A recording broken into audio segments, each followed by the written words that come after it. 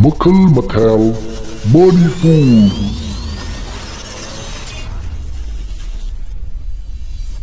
Mayam gi nungai na bagi damak lejari ba makal mathel Manipuri chinana mayam boi kok nona khojum jari ngarang tahan jaki ba Manipuri horror story haibi makong hai ba wari asigi ani suba amadi aroi basaru ngasi mayam du kudol tamjari wari asi ingliba amadi sikraba kanagumbi amataga mari leina jadi ahibana wakana sakatchaduna ijaba wari machani hojik mayam du kudol tamjari haibi makong ani suba amadi aroi basaru Matamdu Beni Huigi Mama Mapa Amadi Imamonungi Miyoi Kaya Yausilaktuna Beni na tauriba mawong duda yengli Mama na Beni da Beni Isabu kaitaurage Haiduna kauri adubu Beni karimata hairakti Nakan amaromda Anjali Hanadagi henjilaki Mana lawba matamda Miyoi ani ahumgi khonjel oina thoklaki matam aduda Anjalibu pharamba mayam adu kiduna thadoki Adudagi Anjali do karomdano khangdaba makai kanna chenki matamaduda oja nandona kaligi thado khrino haiduna yamna saurami mayam khara amana Anjali bu amuk thiba hongnarai matamduda Anjali hoigi su imung manung yausilak school boarding ado mina pik thalak matamasi midangi pung 13 henjilak abani Anjali gi mamana Anjali ri haina hangbada mayamna akiba fanglaba khonjel ama lauramaga kanna chenkhre aduga mafam khangki mayamna thiriba sini haina hairakpada Anjali gi mama angaupi gi matawgumle Anjali kauduna mayamna thiriba aduda yauri Anjali adug jam khraba miyamduna thiriba adu phangkhiramde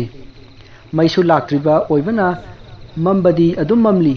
makoina painariba phone sing aduna flash kaptuna thinari torch light paibadi kaya yaudi somda maiba phajau amadi headmaster iboyai laigi pot langba loraduna school lomda gari du thorakhi maiba nandona hairakhi iboyai ngahanwai du su asigumba tawkhiba leikhibra matamduda headmaster iboyai na hairakhi mama yaudi yaukhre adubu asumnadi tawkhidi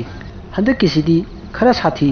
ngahanwai di mi chatpagi khonjal gumba tai haibagi wani asumna wuknabadi tawkhidi matamaduda maiba phajau na hairai famasi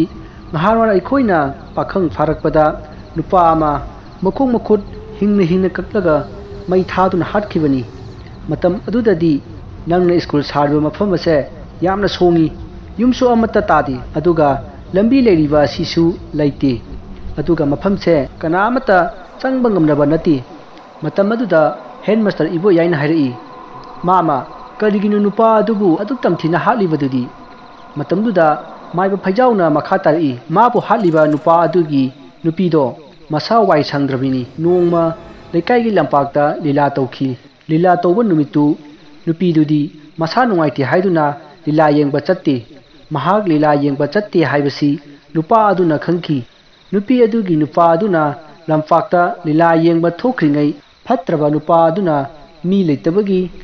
khudong chaba lawraga nupa aduna thong phakairaga changaga nupidugi ikai khumnaba manghannaba hunarakhi nupi aduna lawbadu lila tawbagi makhonduna kanamata tadi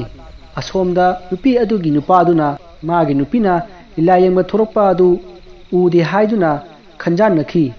nupa adudi magi nupiduna masa ngamdadana lila yengba tholaktabani haibase khangkidi nupa aduna yumda changage haiduna changakhi somdana masa wai sangdra nupi aduna magi karobda chensinduna magi nupagi lukumda thamba thang ama paiduna nupa aduda changakanu karigumba inaka changak abadi aina pariba thang asina nangbu thinduna hatkani nupi adugi wa adu nupa aduna thawoidana prap changsilai aduga thang adu nupi adudagi namduna munnaba honarakhi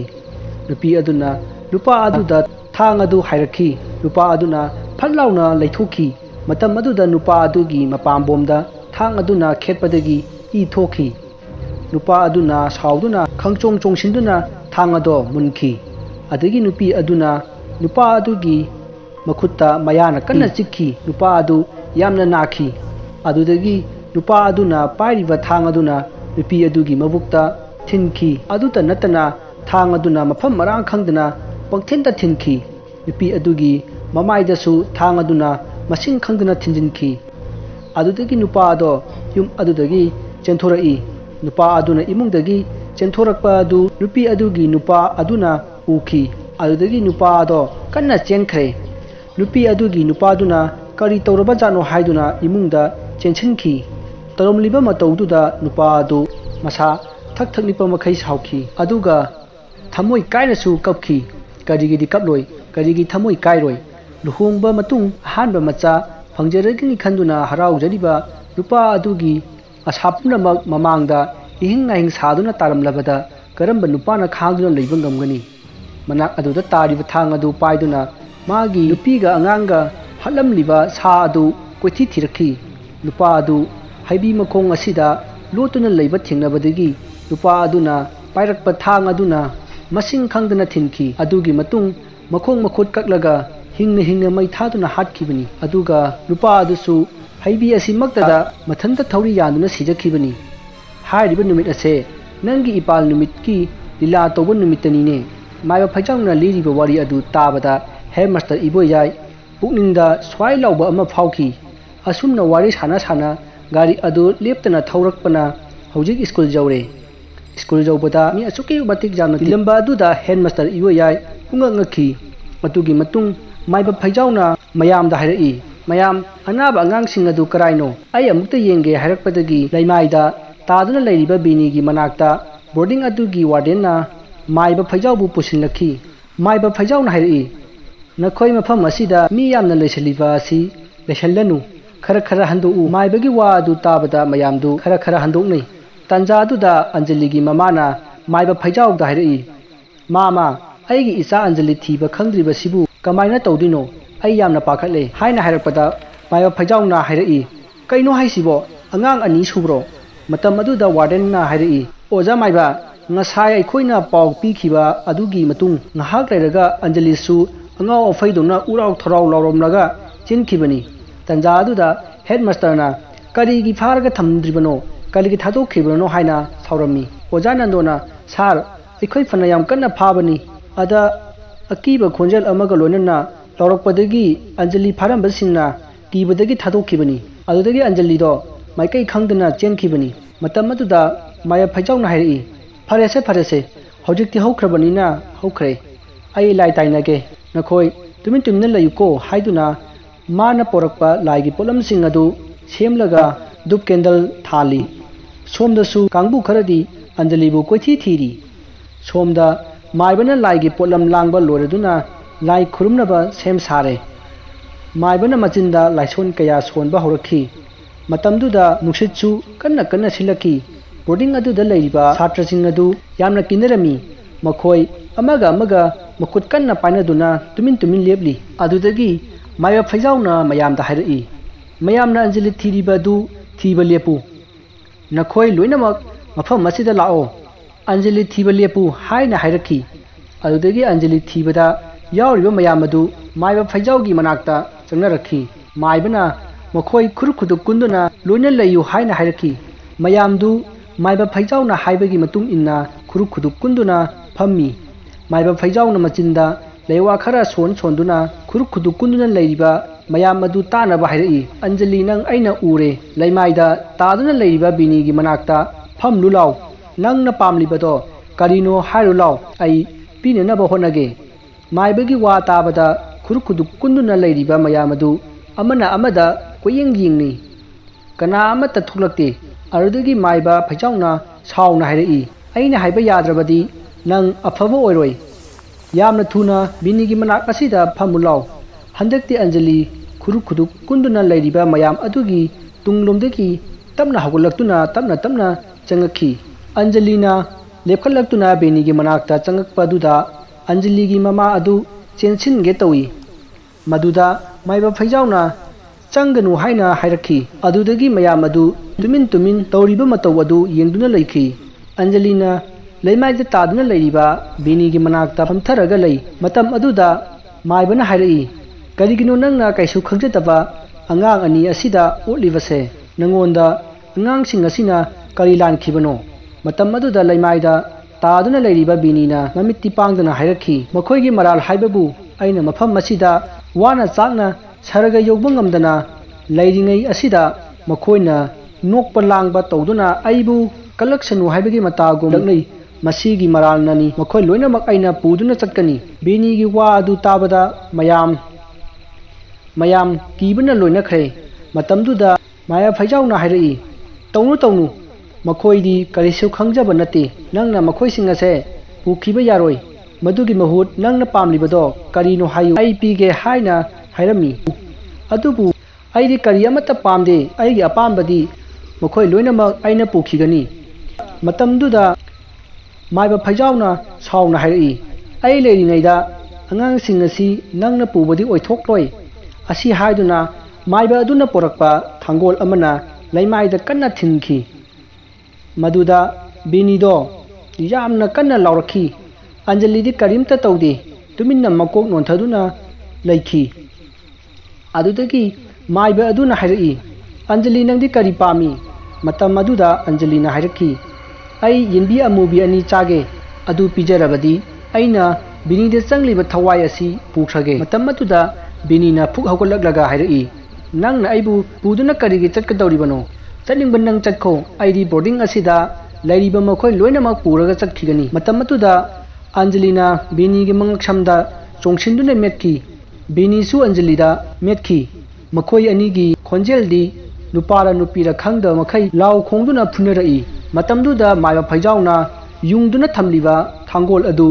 ओइरोमदगी येटलोमदा हुट लाउना लैबदा Beni अमदी Anjali हिंचा याइतंबा अमगी खोंजेलदा कन्ना लाउरमगा खुरु खुदु कुंदुना लैखी अदुगा हाइरई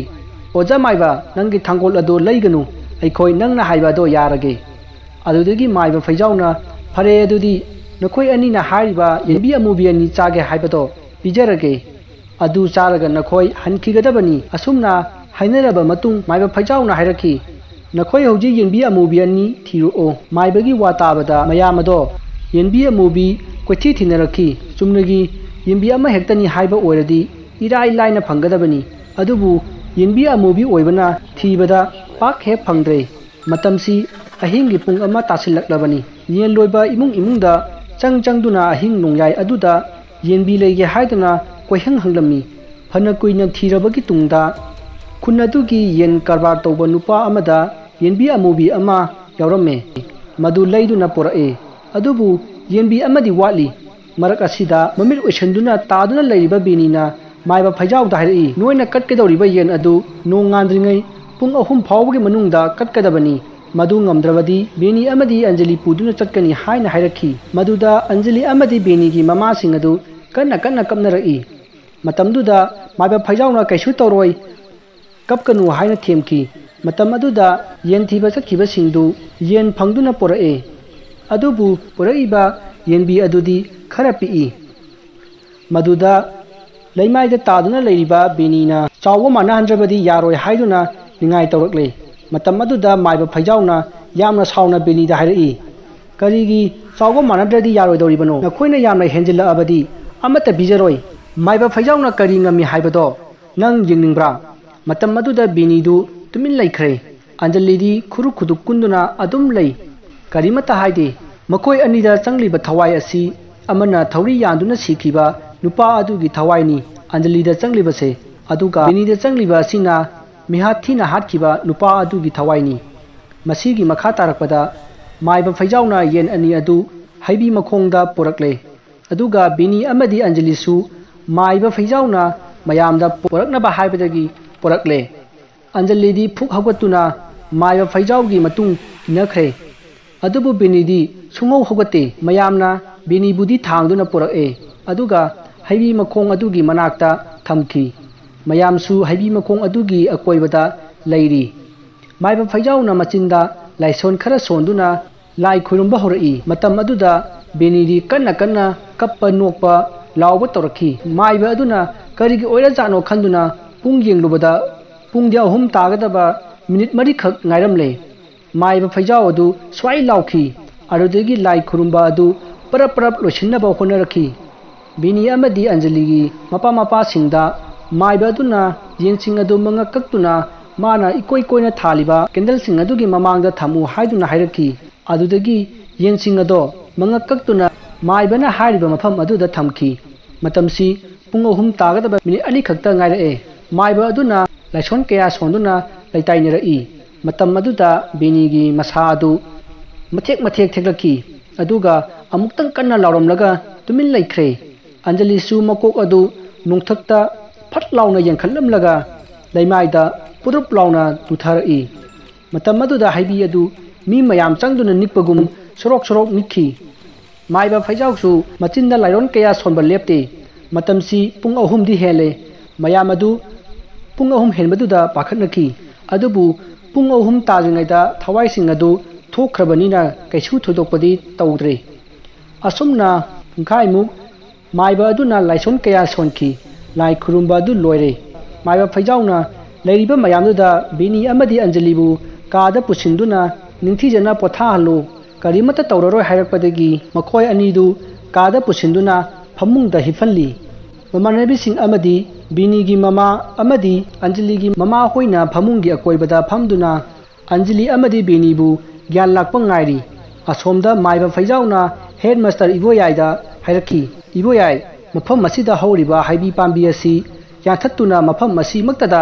tumnaba mai thadok natrabadi masiga asigumba thodok sathi ba kiraba thodok kaya thulakani